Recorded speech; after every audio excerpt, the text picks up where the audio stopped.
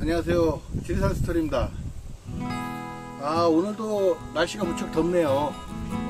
이렇게 더운 와중에도 제가 오늘도 또 이제 기농기촌에 관련된 얘기를 한번 썰을 풀어보려고 이렇게 바깥에 데크에 앉아서 이야기를 한번 해보려고 합니다. 작년에 기농기촌 인구가 상당히 많았어요. 그게 아무래도 그 코로나 팬데믹에 의해서 경제 악화가 된 부분에 상당수를 좀 차지를 하는 것 같습니다. 경제 악화가 원인이 됐다고 저는 생각을 합니다. 그런 걸 좀 맞물려서 최고를 좀 기농기촌 인구가 최고로 많이 한 그런 게 아닌가 싶어요. 한 5,000명으로 가구 단위로 보면, 가구 단위로 봤을 때는 37만 한 7천여 가구 정도가 전국적으로 기농기촌을 했다고 합니다. 이게 아마 통계조사, 기농기촌 여지까지 통계조사 이후에는 아마 최대치를 올린 걸로 제가 알고 있어요. 그 중에 좀 관심 있게 좀 봐야 될 부분은 30대 이하 젊은 층들이 한 23만 5천 명으로 전체의 절반에 가까운 통계가 나왔어요. 청년분들이 가진 기농에 대한, 그 기촌에 대한 그런 로망들이 많이 생기신 것 같아요.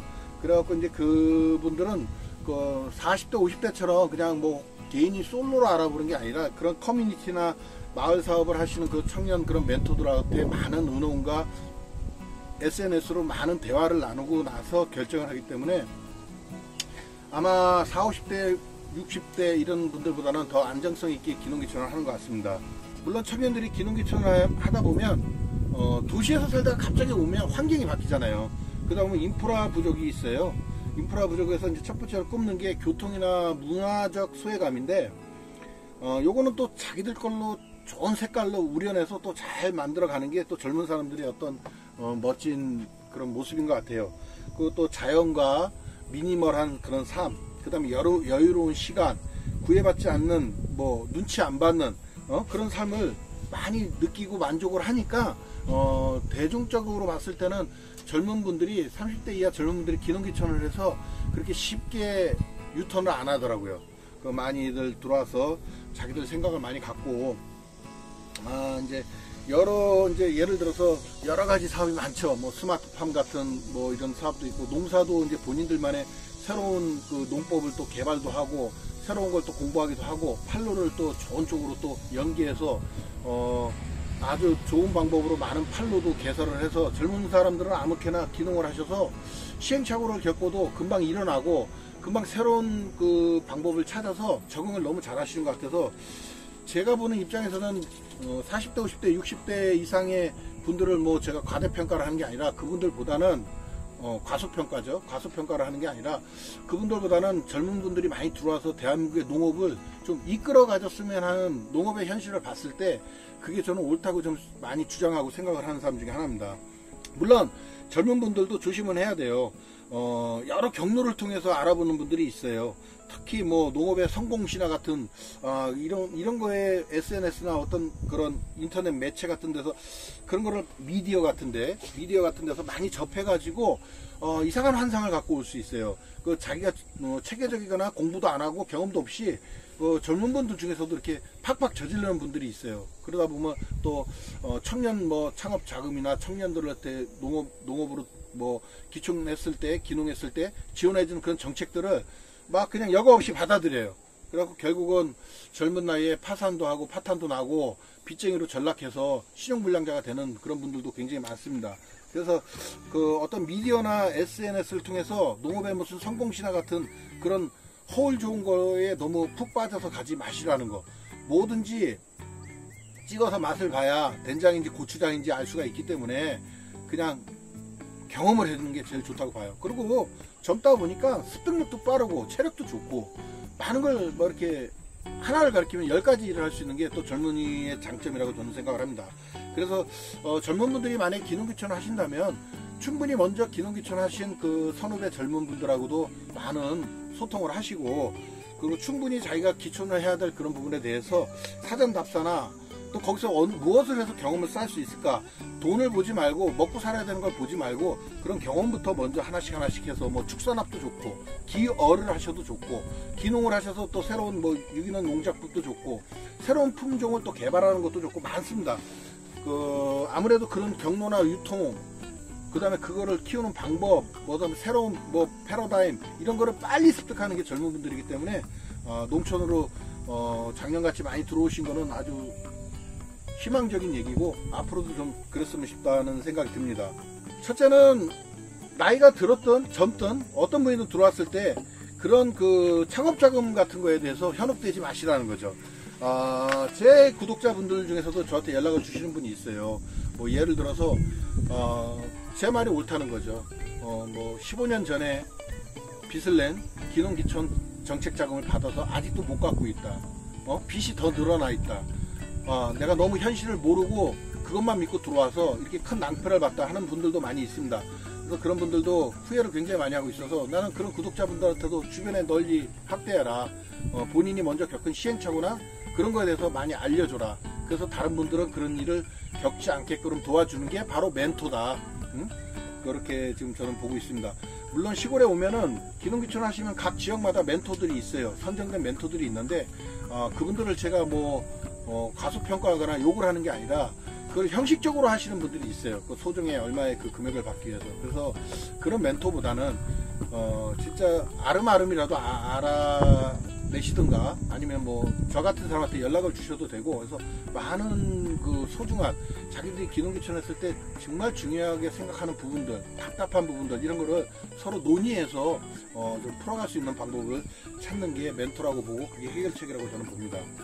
그리고 이 기농기촌을 해서 제가 전에도 한번 말씀을 드렸지만 안정적인 기농기촌 그러니까 나는 기농기촌을 했다라고 느낌이 드는 거는 한 2년 정도가 지나야 되고요. 농업으로 승부를 걸겠다. 그래서 농업을 해서 들어오셔가지고 그나마 아무런 뭐 자연재해나 어떤 악재가 없고 변수가 없고 열심히 쌓은 경험을 갖고 열심히 농사를 졌어. 그래서 수익과 성과를 내는 데는 제가 보는 관점에서는 5년 정도 걸린다고 봅니다. 5년 정도 됐다고 해서 뭐 그렇게 큰 떼돈을 벌고 그런 건 아니에요. 물론 그런 분들도 어찌 하나 있긴 있어요. 그만큼 자본력도 있고 기술력도 있고 많아야 되는데 그 과정이 쉽지가 않고 그런 분들은 기농인 전체에서 몇 프로 되지도 않습니다. 그러니까 보통은 한 5년 정도 돼서 농업으로 그래도 내가 빚은 안 지고 조금 먹고는 살 수 있겠구나 생각을 하죠. 그래서 제가 아까도 좀 앞전에도 얘기했지만 젊은 분들이 더 유리하다는 거죠. 그리고 농사라는 게 토지만 있으면 할 수 있는 일이 아니라고 제가 누누이 얘기를 말씀드립니다. 항상 얘기를 하잖아요. 농사라는 걸 그냥 하는 게 아니라 트럭도 필요하고 시설도 필요하고 장비도 필요하고 엄청난 게 들어갑니다. 그 농사를 시작하다 보면 또 종자도 사야 되고 거기에 또 들어가는 또 뭐 예를 들어서 고추를 심으면 고추대라도 하나 필요하고 끈이라도 필요하고 비료도 필요하고 거름도 필요하고 뭐 그래요. 농약도 필요하고 그냥 끊임없이 들어가요.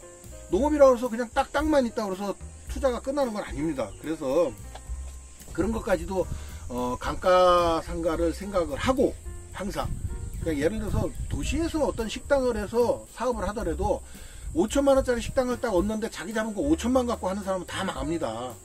보통 뒤에서 아웃라인을 짠 이후에 여윳돈을 3, 4천원 또 더 갖고 있어야지만 그래도 성공할까 말까 하는데 농사는 뭐 시골에 와서 집 짓고 땅만 있으면 내가 땅은 뭐 정직하니까 그런 표현 쓰시면 안 돼요. 땅도 사람을 속일 수 있고 자연도 사람을 다 주진 않아요. 아무리 노력을 했어도 자연에서 오는 이런 자연재해는 어쩔 방법이 없어요. 내가 열심히 사과 심어서 기농 한 2, 3년 됐는데 이제 수익을 좀 낼 수 있겠다 해서 사과가 막 탐스럽고 너무 잘 열린 거죠. 너무 잘 열렸는데 그래서 수확기를 이틀 남겨놓든 20일을 남겨놓든 태풍이 와버리면 끝난 거 아닙니까? 비닐하우스 정말 보조금 받고 자기 돈 투자해서 몇 천만원 투자해서 정말 멋진 비닐하우스 시설 해서 했는데 태풍이 와서 작살내면 끝나는 거 아닙니까? 이거는 변수가 있어요. 그렇게 제가 말씀드리잖아요. 도시하고 틀린 건 농촌은 변수가 있습니다. 이런 자연재해라는 변수도 있고 악재가 항상 있을 수 있고 다 만들어 놓은 거를 중간 상인들의 또는 협작이나 농간으로 또 유통에 문제가 생길 수도 있고 그럼 또 판로가 사라지고 굉장히 시작과 끝이 없다고 보시면 돼요. 시작과 끝이 없어요. 계속 돌아가는 게 농사고 뭐 남들 뭐 얘기 들어보면 겨울에는 할 일이 없어서 논다, 그렇지 않아요. 그건 예전 얘기죠. 겨울에도 농사꾼도 쉬지 못합니다. 정말 열심히 하시는 분들은 겨울에도 막 머리 써야 되고 겨울 작물로 또 바꿔서 겨울 작물로 또 수익을 올리고, 그러니 한 50대 60대 분들이 그걸 모르고 그걸 쫓아갈 수도 없는데 기농기촌 하셔서 그걸 따라가려고 하니 어떻게 되겠습니까? 골병밖에 더 듭니까? 빚밖에 안 생깁니다. 그래서 제가 농사를 쉽게 생각하지 말라는 겁니다. 지금 현재로서도 앞질러 갔어요. 예전에는 농사꾼의 자식 자제분들이 농사를 짓는 게 더 많았어요. 뭐 그런 분들한테는 특기가 많아서 농수산대학도 있고 뭐 많아요. 지원금도 많으니까 많이 했었는데, 지금은 귀농귀촌 하시는 젊은 분들이 더 많아요. 그런 전문적인 교육을 안 받고도 들어와서 귀농귀촌 하셔서 여기서 이제 교육을 받으면서 열심히 하는 귀농귀촌 그 젊은 분들이 많고, 물론 뭐 귀농이 더 가깝죠. 그렇게 열심히 사시는 분들은. 귀촌은 뭐 자연만 즐기면 되는 거니까. 근데 이제 그 농사꾼의 자제분들은 그런 특혜가 있어도 농사를 안 지려고 하고, 그 부모들마저도 가업으로 물려주려고 하진 않아요. 너무나 험난하고 힘든 길을 뻔히 보이는데요. 실크로드가 아니잖아요. 아주 힘든 길, 사막, 대서양, 태평양 그 풍랑 헤쳐가면서 건너가야 될 길인 걸 알기 때문에, 제가 만약에 태어났을 때부터 농사를 졌다고 해도 저도 제 자식한테는 농사는 대물림 안 할 것 같습니다. 농사는 이제 한 1, 2년만 접으시면 다 알고 있습니다. 그 농사가 1인 사업이라고 또 볼 수도 있지만 지금은 또 그렇지가 않고, 많은 뭐 영농조합도 있고 뭐 많은데, 또 여러 명이 또 합쳐서 하는 농사는 또 어떤 안정성은 있어 보이지만 망할 땐 또 다 같이 망해야 되고, 어떤 한 사람의 리더가 잘못하다 보면 글로 휩쓸릴 수도 있고, 그래서 이게 또 이 법인 영농이나 뭐 같은 이렇게 단체로 뭔가를 조직을 해서 하는 분들도 사실은 애로사항이 많이 있습니다. 그리고 꼭 기농이 아니라도 1차에서 6차 산업까지 지금 활성화를 시키고 정부에서도 이제 그런 쪽에도 눈을 돌리고 있는 그게 많기 때문에, 젊은 분들이 오셔서 4차 산업, 5차 산업, 6차 산업 할 일이 너무 많아요. 꼭 농사가 아니라도. 그래서 뭐 여기서 나오는 농업에서 나오는 파생돼서 생기는 그런 걸로 할 수 있는 일이 너무 많은데, 이런 거를 좀 빨리 배우고 습득해서 현실화시키는 게 또 젊은 분들이니까, 제가 자꾸 좀 편애하는 것 같지만 젊은 분들이 자꾸 들어오라고 자꾸 그런 얘기를 하는 겁니다. 그 생각의 범위를 제가 뭐 크잖아요. 테두리가 크기 때문에 누구 생각이 옳고 누구 생각이 틀렸다, 그게 아닙니다.